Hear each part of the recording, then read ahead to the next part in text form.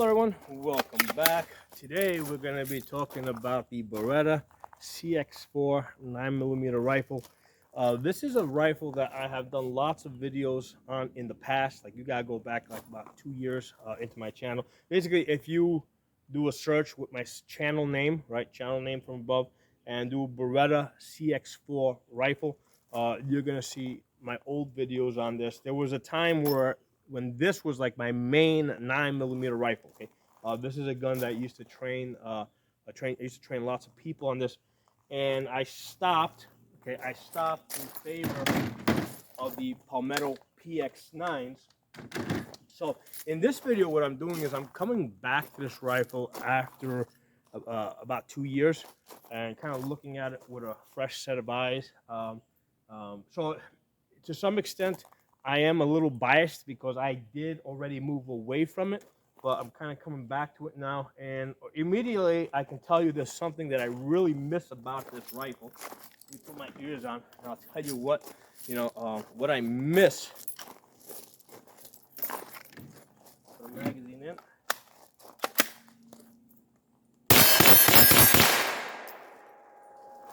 Last round, bolt hold open. Okay, so this rifle has a last round bolt hold open, which is not present on any of my Palmetto PX-9. Okay, that is something that I do miss dearly, and I understand why Palmetto doesn't have it, right? Basically, this gun here was designed to be a 9mm rifle, right? From the ground up, they were designing this to be a 9mm rifle, whereas this gun over here, okay, was basically what they were trying to do was they were trying to copy the AR-15 design and bring it over to a 9mm cartridge. Okay, so they approached it from a totally different direction. With this gun over here, they said, okay, we want a 9mm rifle. How are we going to design it? So they designed it in such a way that that it would work. Okay, so that's the first thing I miss about this gun, the fact that it has a last round bolt hold open, because it was designed from the ground up to shoot 9mm. They weren't just trying to modify a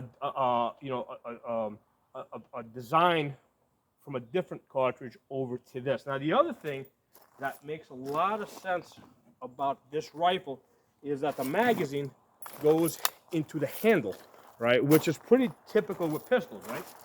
So on any pistol, any modern day pistol, the magazine goes into the handle, okay?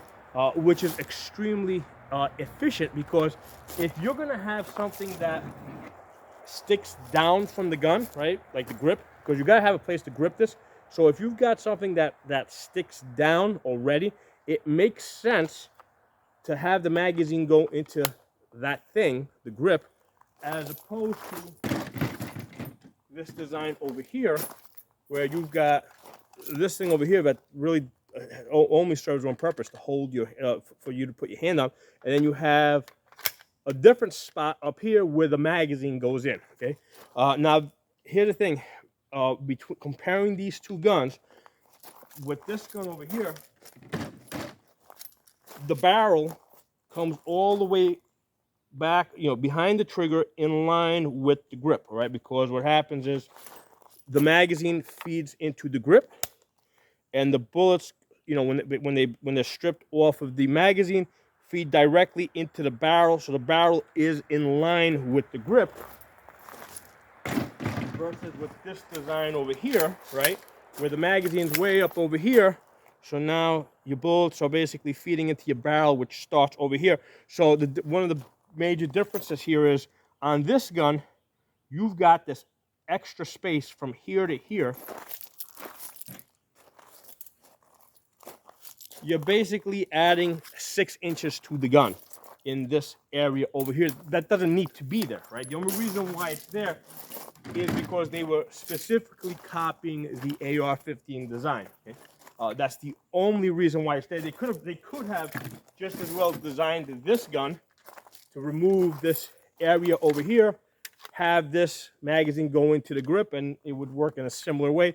But then it wouldn't be like an AR-15 design. It'd be like a completely different design. It basically would be that thing over there. Okay. So the goal of this design is to copy the AR-15. Okay, the goal of this design was to build a good 9mm rifle. Okay, so be aware that that's a significant difference. If I had never shot an AR-15 that shoots 5.56, right?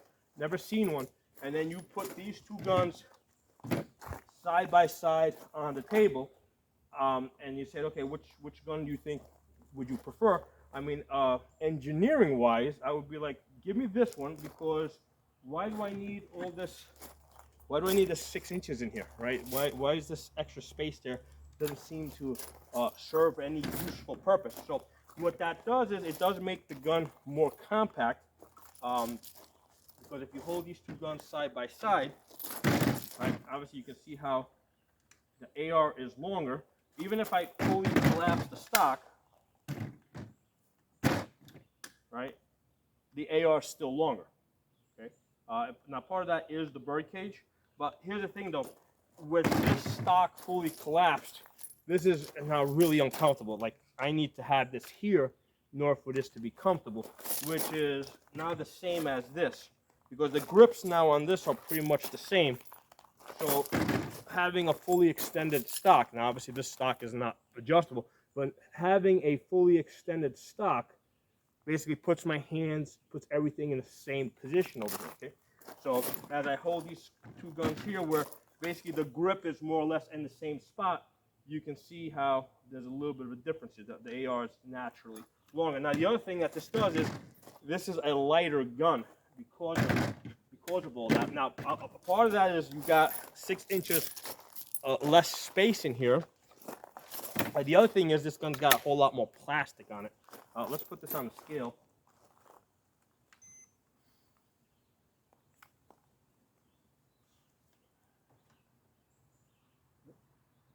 Okay, so this comes in at 5 pounds, 14 ounces. Okay, no magazine, just the optic basically. So this is the same weight. And this is a heavier, slightly bigger optic, so it's gonna make that much of a difference.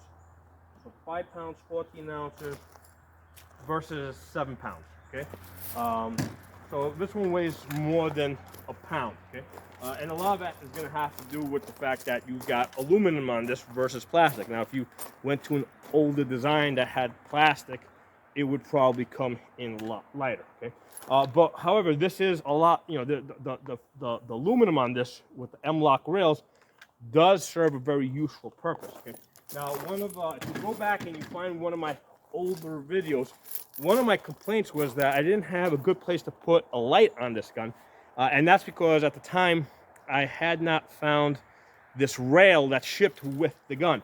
And part of the reason why I'm doing this today is because I found the rail that goes on this gun, and I installed it, and I'm like, okay, great, I got the rail on there, let's shoot the gun. So now I have a place to put a light on this gun.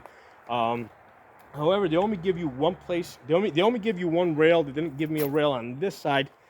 So now we're gonna get into some of the things I don't like about this gun. Okay, so as far as putting a sling on this gun, the options that they give you is they give you these whatever you call these things, these swivels over here, that is just not conducive to modern day tactical fighting. Okay, what I need is a QD point here and a QD point here, so that I can basically sling this on and the gun can rest up against my body. That's what I need. If I put a sling on at these 2 points over here, the gun's going to want to sit like this instead of flat against my body. So that's the first issue. Now, can we get around that? Yeah, there's ways we can get around it.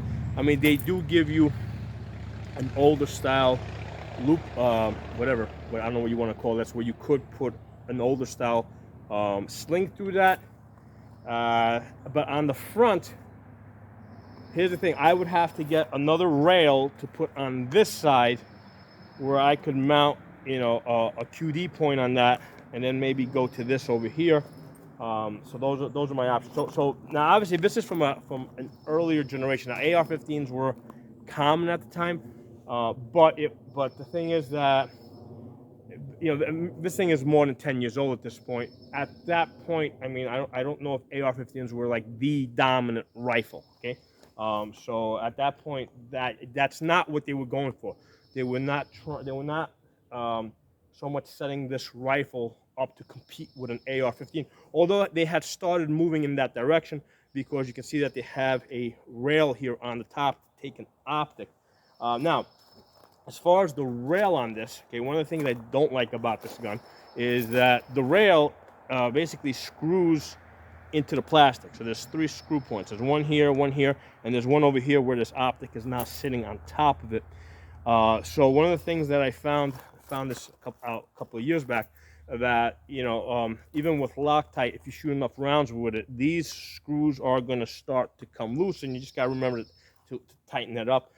So this rail is not part of the it's not part of the upper, the same way this rail over here is part of the upper. Okay, so when you put the optic on this, it's pretty much connected almost directly to the barrel, because the barrel's basically connected to this, so the two are kind of attached to each other. Whereas that's not the case with this. This rail that you see here is screwed on to the plastic, and that's something that over 1,000 rounds or so, it can shake loose a little bit more easy. So that's one of my issues with this design, and it wasn't even something I initially thought of. It's just something that I came to realize as I was shooting this, and I saw that the screws started coming loose, and I'm like, oh shit. And at the time, I wasn't like even so much aware that how that was such a much better design. But again, this was not designed to compete with an AR-15. They started from the ground up. Let's build a 9mm rifle. They probably intended for most people to shoot this with the iron sights. Now the iron sights are fixed, but they do fold down, right? So that's probably what they had in mind when they built this gun. Now I bought it 10 years ago. The design was probably out a couple of years before that. So what I do is I got the scope on here. I got these iron sights flipped down and out of the way, right? So they flip here. Let me get behind the camera so you guys can see it. So you can see how they're. Let me make this a little bit brighter, because I was shooting this before at distance, so I had to power it down. So let's see if we can get there's a dot. So you can see how they kind of flip down and out of the way.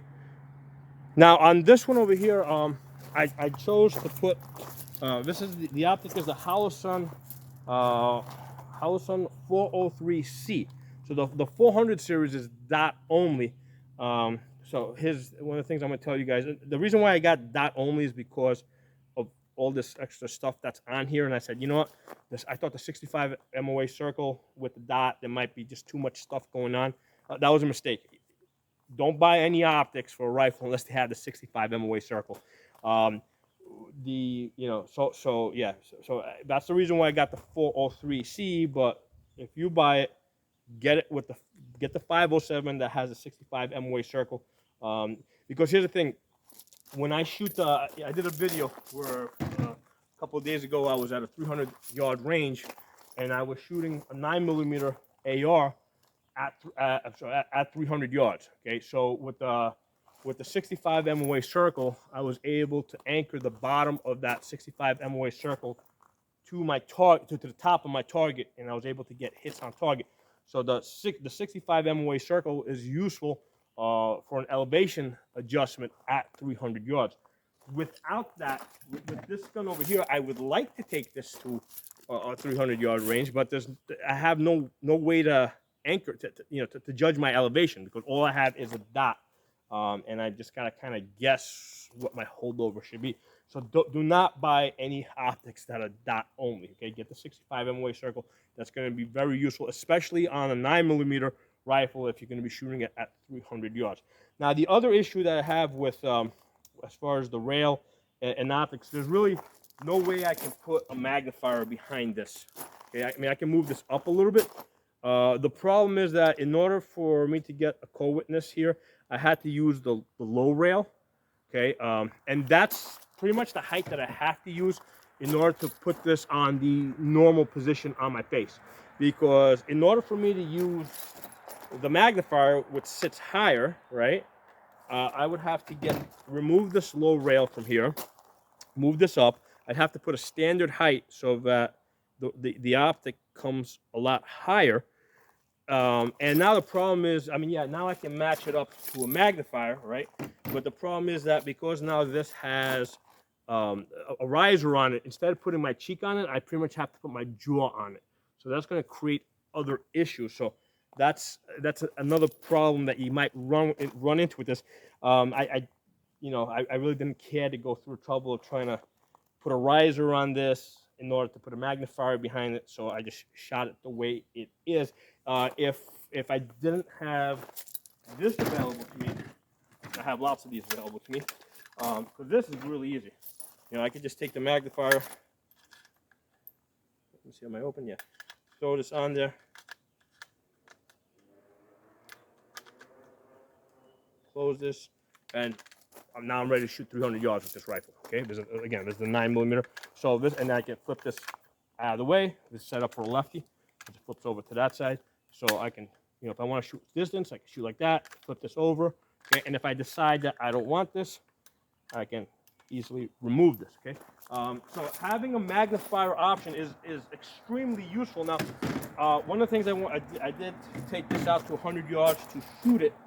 And I know in the past, because I looked up some of my old videos, with that rifle, I have shot 5 inches at 150 yards, okay?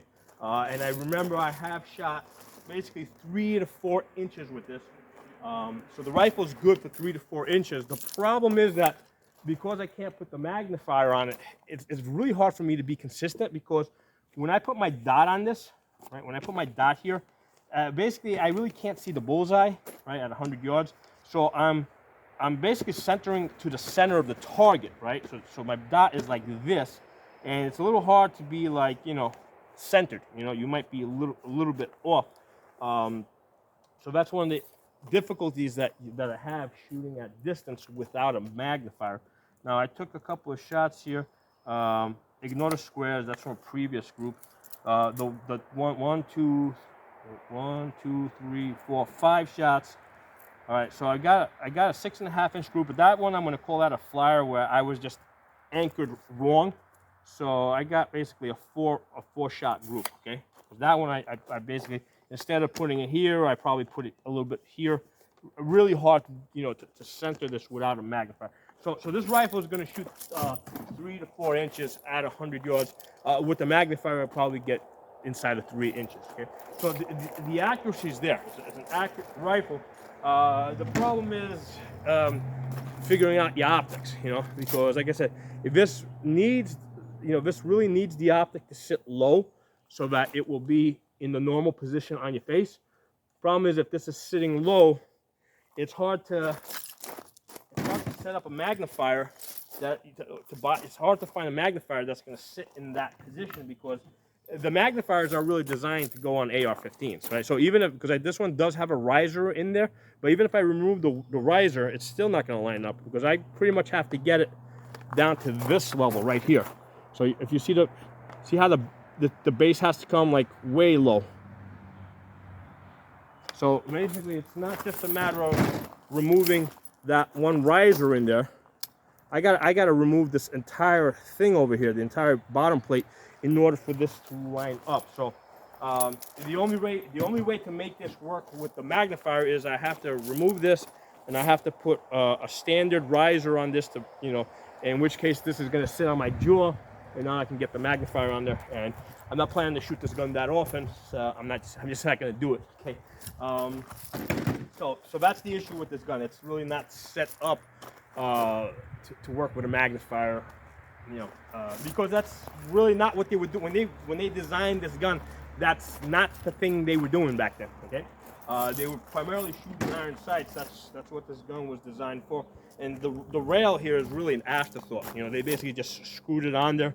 But you know, the gun wasn't so much intended to be shot with an optic, even though they were starting to catch on and be popular. Again, same thing over here with the light rail over here. They only send you one. They don't send you one, because I would like to have a light on one side and maybe mount a a sling on the other side instead of down here on this little piece of crap that's over here. Now there is a little thing here that's supposed to come out, and I've never been. For me, I guess it's stuck. I've never been. There is another rail that comes out, that slides out. I've never been able to get that out. I didn't want to mess with it too much. Now, as far as the design of this gun, it does separate into a lower and an upper. There's a wedge over here.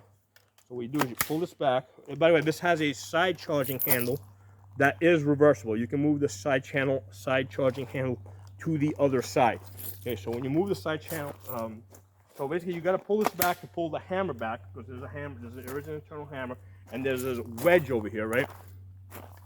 So I'm going to push this wedge out.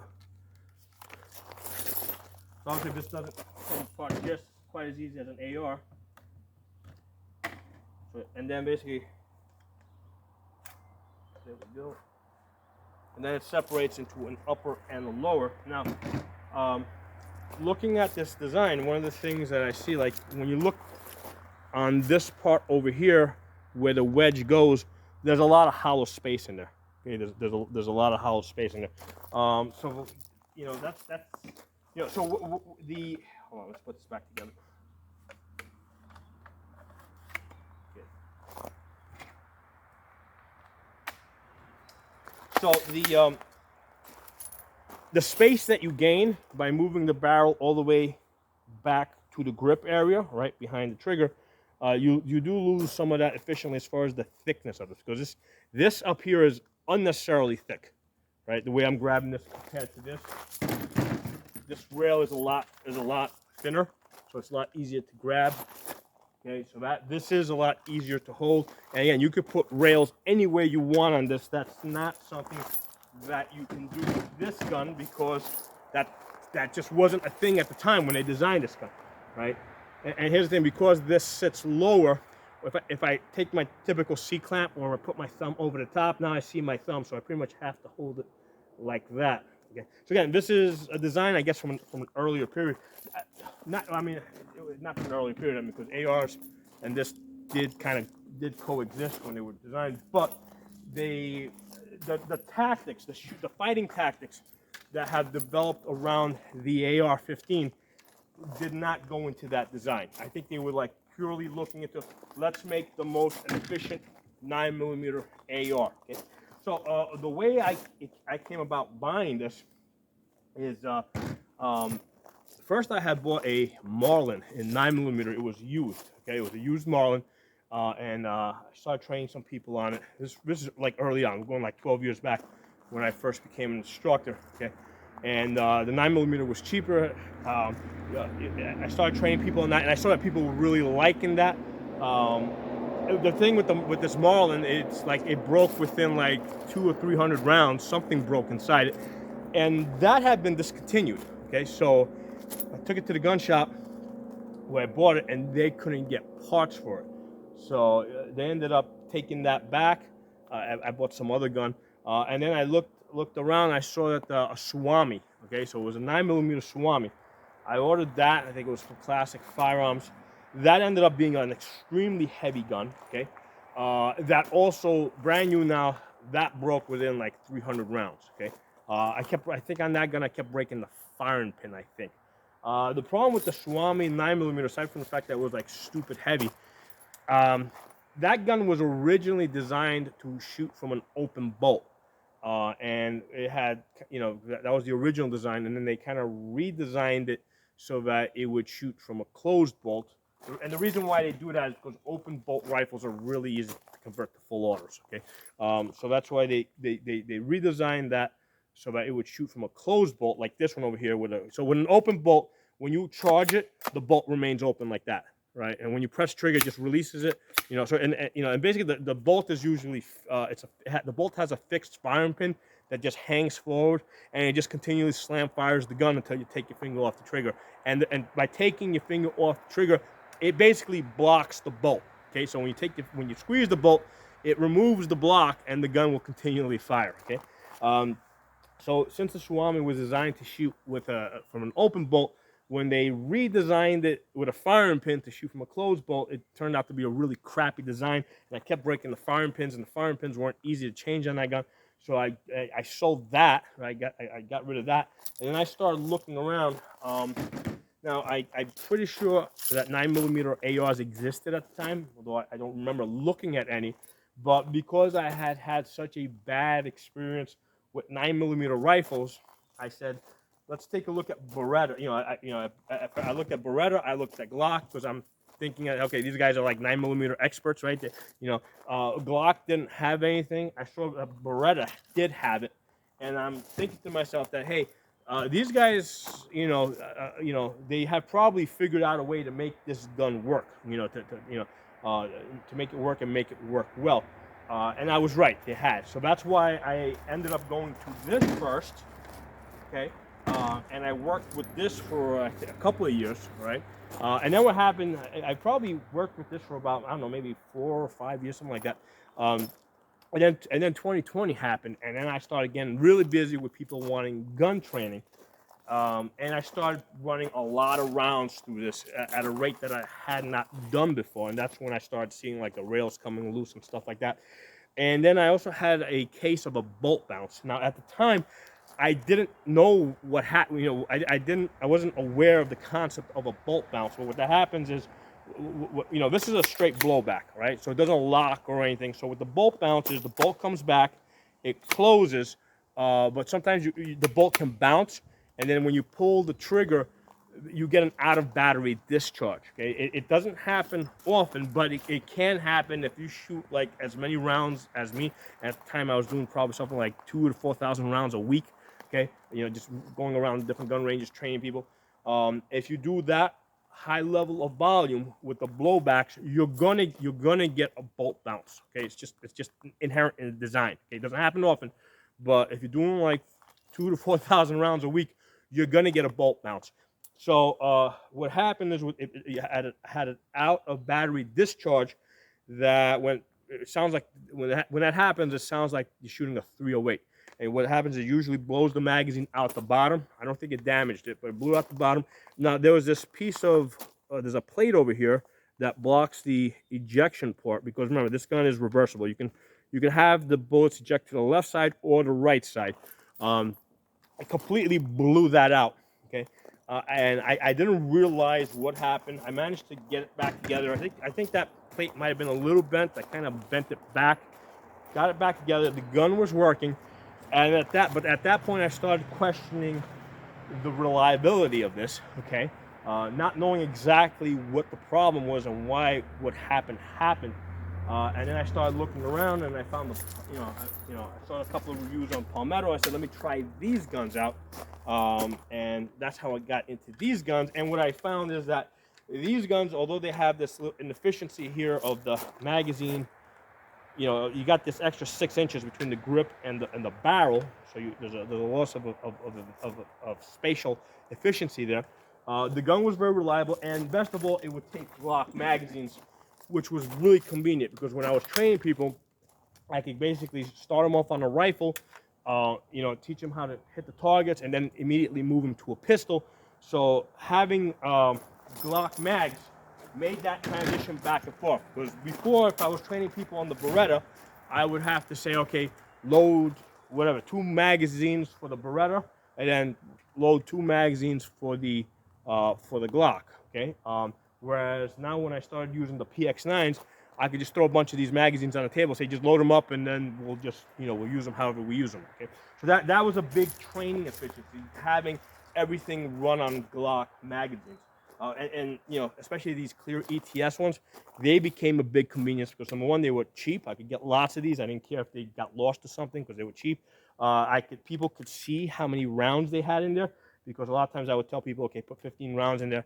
And then I would have a whole bunch of people come running up to me asking me, like when I gave them a magazine like this, everybody would come running up to me to ask me how many rounds they put in the magazine, okay?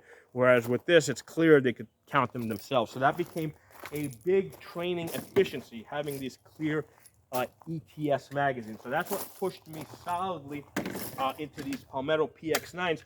The other thing that was really important is at the time, in 2020, I found out that Beretta had discontinued selling these. Okay, and now I think that since then they started reselling them. I'm not exactly sure on that, but in 2020 you could not buy these. You could buy these. Okay, so that was another issue, that because here's the thing, it didn't make sense for me to train people on this, on the gun that they couldn't buy. It made a lot more sense for me to train people on the gun that say, do you like the gun? Okay, great. This is where you go and you buy it. So that's another reason why I started using the Palmetto PX-9s. And then what I did is, I bought this is actually I bought one, and then I ended really quickly. I bought 2 and 3 and 4. They just became a very useful training tool. And the things that I taught people on this transferred over to an AR-15, right? So I could train people on this. I could have them shoot steel targets up close, and then I could say, okay, great, now go buy an AR-15 that shoots 5.56, because it's going to be, the operation is going to be like 95% the same. So that's the other reason why I switched over to this. So, I mean, there's the story. Like I said, the purpose, this video is like, I haven't shot this rifle in like 2 years. And I found this rail, and I said, let me put this rail on the gun before I lose it. And that made me want to shoot the gun. And then I thought to do this video and share that experience with you guys. I wanted to basically give you guys my thoughts on, okay, having like moved away from this rifle 2 years ago and now coming back to it. What are my thoughts on it?